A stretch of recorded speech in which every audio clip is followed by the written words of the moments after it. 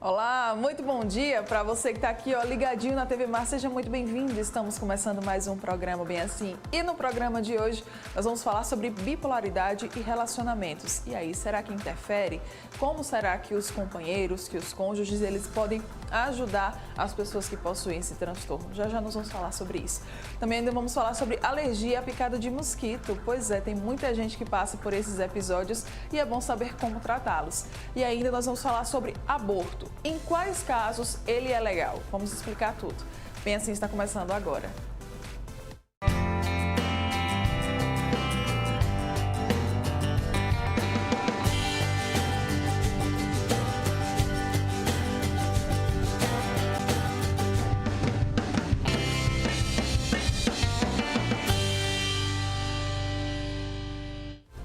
Muito bom dia mais uma vez para você que está aqui ligadinho na TV Mar, você que nos acompanha aí pelos canais 525 ou 25 da NET, pelo portal gazetaweb.com e tem ainda o pessoal que nos assiste pelo nosso aplicativo da TV Mar. Sejam todos muito bem-vindos. Muito obrigada pela sua presença, pela sua companhia aqui juntinho com a gente. Aproveitando para te falar das nossas redes sociais, caso você ainda não nos acompanhe, nós estamos lá no Instagram, no YouTube, no Facebook, também no Twitter e é muito fácil para você nos encontrar nessas plataformas. Basta colocar lá no campo de busca TV Mar Canal 25. Facinho. Logo você vai conseguir nos encontrar e a gente vai poder criar uma conexão também lá pelo meio digital. Joia, tem ainda o nosso WhatsApp, que é por onde você consegue conversar diretamente com a nossa equipe de produção. Vamos lá começar o nosso dia de hoje, gente, que tá cheio de bate-papo muito interessante, muito legal pra gente aprender muita coisa, tá? E olha só, não sei se você ficou sabendo, mas nas últimas semanas, né, vieram aí diversas notícias sobre o rapper Kanye West. Ele virou, notícia por conta da sua saúde mental. Ele estaria vivendo uma crise de transtorno bipolar e, entre outras coisas, ele usou as redes sociais para acusar sua esposa, a Kim Kardashian, que também é uma super celebridade de lá dos Estados Unidos, de tentar aprisioná-lo. A empresária, sofreu duras críticas aí dos fãs e para a gente poder conversar sobre esse tema, aprender muito mais sobre ele, eu acabei chamando aqui uma pessoa que eu tenho certeza que vai ser a melhor para conversar com a gente sobre esse assunto. Psicóloga Ana Carla Gameleira, maravilhosa. Bom dia, Mara. Obrigada pelo convite. É um prazer para mim estar aqui com vocês. Sempre. Vamos começar então explicando o que é o transtorno? Isso. Na verdade, eu acho que até eu dei uma olhada, sobre o Kanye West. Ele estava falando que parou de tomar a medicação porque achou que estava afetando a criatividade dele enquanto artista. Sim. Né? E esse é um dos mitos também em relação ao transtorno bipolar, que as pessoas precisam sim fazer esse tratamento e precisam sim continuar a medicação. Então ele não foi assertivo em parar a medicação. Provavelmente isso que aconteceu com ele foi efeito de não estar tomando a medicação. Entendi. Mas o transtorno bipolar é um transtorno de humor que se caracteriza por polos, como se a gente fosse falar assim. O transtorno depressivo, ele está aqui no polo de baixo, quando as pessoas têm depressão. Sim. E o transtorno bipolar, ele oscila entre o polo depressivo e o polo da mania, da euforia. Mania, quando a gente fala, não é aquela mania de fazer coisas iguais. A mania é um quadro, de transtorno de humor, que seria o transtorno bipolar, quando a pessoa tem muita euforia, ou muitas vezes até podem acontecer delírios de grandeza, ou muita agressividade, muita produtividade. Muitas vezes os pacientes, quando estão na fase da mania, têm muita insônia, às vezes acordam no meio da noite para produzir. Isso não tem nada a ver com QI. Geralmente até são pessoas muito inteligentes que nessa fase parece que ficam hiperprodutivas. Então é uma fase de muita euforia.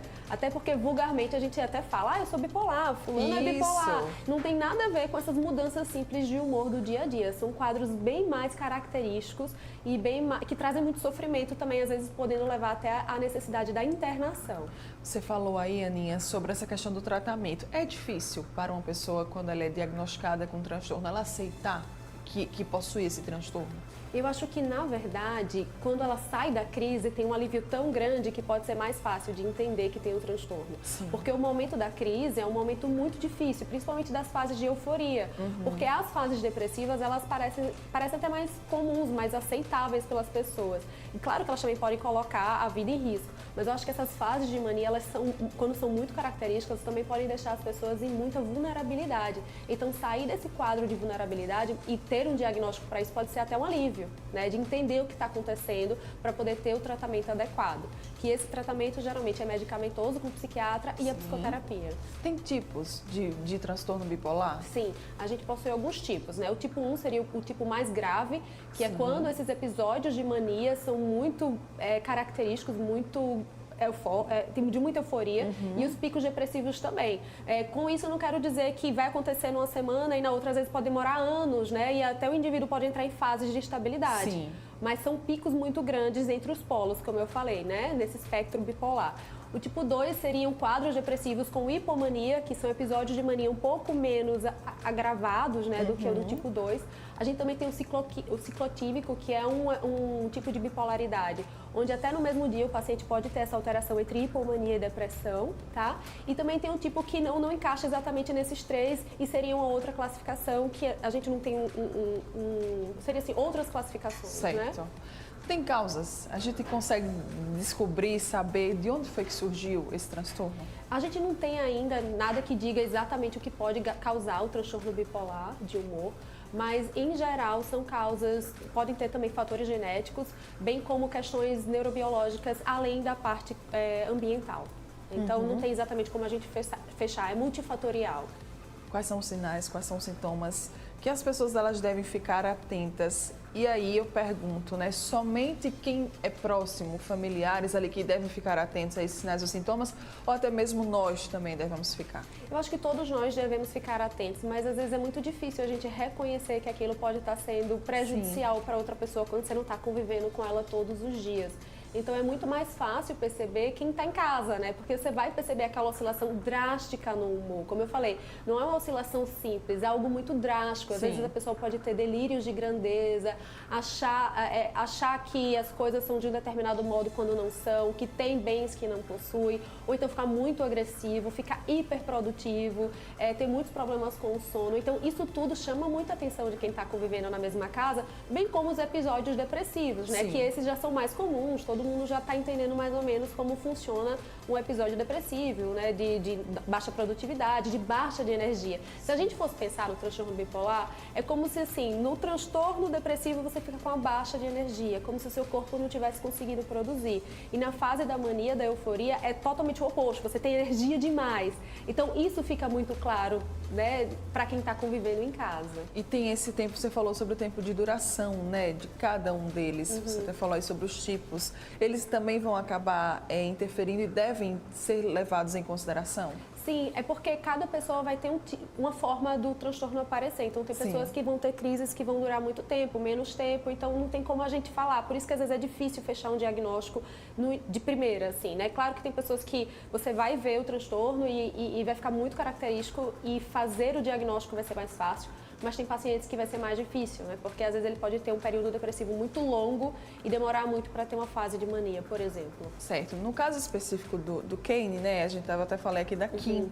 E ela sofreu muito, ela até falou sobre isso, que por conta dessas crises dele, por conta do transtorno. Qual que seria o papel do cônjuge, do parceiro, do companheiro ali, né? Para ficar ao lado daquela pessoa, como é que ele deve apoiar, como é que ele deve se comportar nesses momentos de crise? Nesses momentos de crise realmente não é fácil, né? Então eu acho que com muito amor, muito afeto e direcionamento para o tratamento adequado. Eu acho que o cônjuge ou qualquer pessoa da família precisa insistir em levar essa pessoa para o tratamento adequado, para ela poder voltar para essa, eu vou falar normalidade entre aspas, né? Porque é como se a pessoa às vezes até parecesse outra pessoa em alguns momentos, né? Então a medicação e a psicoterapia vai ser de extrema importância para que essa pessoa volte para a sua normalidade, entre aspas, novamente, eu vou usar esse termo. E aí o cônjuge ou a família vai ser de extrema importância para guiar e levar a pessoa para esse tratamento. Porque imagina, ela por si só na crise muitas vezes não vai se sentir segura ou preparada para buscar ajuda. Então eu acho que para Kim Kardashian, né, para qualquer cônjuge, é muito difícil, mas eles precisam insistir nessa questão do tratamento. Ela até falou que se isolou em algum lugar, acho que foi em uma ilha com ele, para que ele pudesse voltar ao tratamento, para que ele pudesse, enfim, né, enxergar tudo aquilo que estava passando, até mesmo porque ele fez acusações muito sérias e muito graves a ela. E como é que o cônjuge, como é que esse companheiro, esse parceiro, ele pode não ser afetado psicologicamente por tudo isso, por toda essa carga? Isso pode acontecer? E é muito difícil, né, de entender que foi o transtorno e não a pessoa em si que falou. Foi uma fase de crise que a pessoa falou. Porque dá sim para ter uma vida totalmente normal com transtorno bipolar se você faz o tratamento certinho, certo? Então, eu acho que tem um mito também que o transtorno bipolar não vai ter, a pessoa que tem o transtorno não vai ter uma vida normal. Sim. Dá para ter sim, mas não pode negligenciar a medicação, que foi o caso do Kanye West, né? Eu vi uma declaração, depois que você falou, fui pesquisar, que ele disse que achava que os remédios faziam com que ele não ficasse tão criativo. E essa foi uma atitude muito imatura da parte dele, porque isso fez ele entrar numa crise. Então, provavelmente, se ele tivesse continuado o tratamento certinho, ele ia estar na estabilidade dele. Então, eu acho que é importante entender que o remédio vai trazer essa estabilidade, né? Essa normalidade. E, Aninha, como é que é feito esse diagnóstico? Como é que acontece o tratamento da pessoa quando ela é diagnosticada, por exemplo, com transtorno bipolar?